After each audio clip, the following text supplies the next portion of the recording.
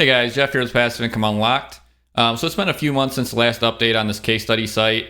So I figured it's probably a good time to just kind of let you know what's going on with it, what we've been working on, where the traffic's at, and so on. If you don't even remember what this case study site is about, basically the whole idea, no stone unturned, basically is we are trying to cover every topic very thoroughly within reason, of course. So whatever clusters we have on site, we publish a lot of content around each cluster, and we just go from there. The idea is to give the visitor exactly what they're looking for. You know, all the articles are heavily interlinked. Also tells Google or shows Google that we are an authority on each subtopic and the topic as a whole, and so on. That's just kind of in a nutshell. But if you want to get more details, go back and watch the first video or two of this case study series. So I'm over on PassiveIncomeUnlocked.com. So if you want to follow along, there's a link in the description below. That'll take you to what we're looking at right here. So this will be a pretty quick video. I don't have a lot to share. There's some good movement on the site as far as traffic goes, so I'll show you that in a minute. First, just to kind of show you the number of posts that we have. As you can see here, we've got 526 posts published so far. We have 28 in the queue ready to be published, so they're scheduled. So what we tend to do on all of our sites is we like to publish at a regular frequency. So on this site in particular, we've been posting 2 times a week. And then what we do is we schedule out about 1 month in advance. So whenever we get that next batch of articles, if we're outsourcing, which we are on the site, by the time we get it back, we will not have depleted whatever's in the schedule. So right now we just scheduled out a bunch of posts for March and the rest of February for that matter. So that will dwindle down before we get our next batch. So that's why it's so high right now. As far as changes for the site, we haven't done a whole lot. To be honest, we kind of put the site on the back burner. We wanted to wait and see what happened with a future update. I'll show you that in a minute here because we did have a couple of updates in December that rolled into January. However, we're more waiting for a core algorithm update to see what happens there, and we haven't had one in quite a while. So we'll see what happens in early 2023, but we haven't made a whole lot of changes. There's really only 2 things that we've changed. First, we reduced our publishing frequency down quite a bit. We were publishing in batches, probably about 10 articles a week or so, and we were doing that all at once. Whenever we got them, we'd publish like 10 articles here, 10 articles there. We bumped that down to, like I just said a minute ago, about 2 or 3 posts per week. That's kind of what we've been doing. That's what we have scheduled out through the rest of February. Then going into March, we're actually going to bump that up to 5 posts per week. We might go up from there as well, but we're just going to have to see where the traffic's going. So that's change number 1. Change number 2 would be we switched our outsourced content for this site. It was all 100% text-in. We switched that over to 100% content pit. And then we did that actually across all of our sites. And the reason for that is because Content Pit's quality of writing is just so much better.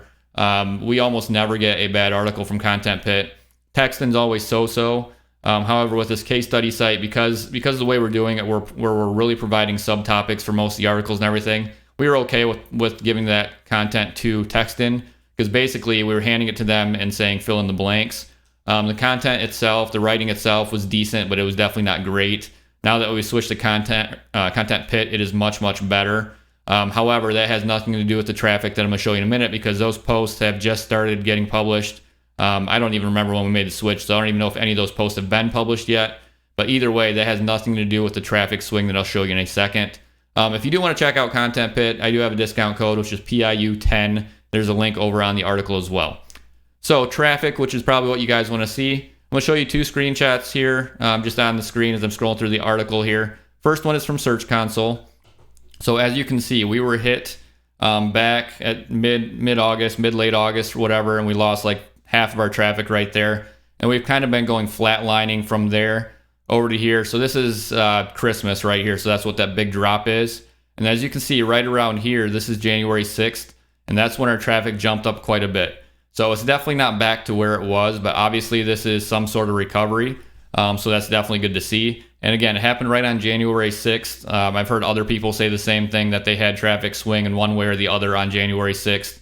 We had our traffic on a couple other sites drop on January 6th. It wasn't significant, but again, on that exact same day, kind of dropped down. And from what I've read, I think that was actually the result of the 2 December algorithm updates, because they basically paused them during the holidays and they kicked them back in January, and January 6th, for whatever reason, is when we saw the result of that. So the same traffic there, so the same graph, but in analytics.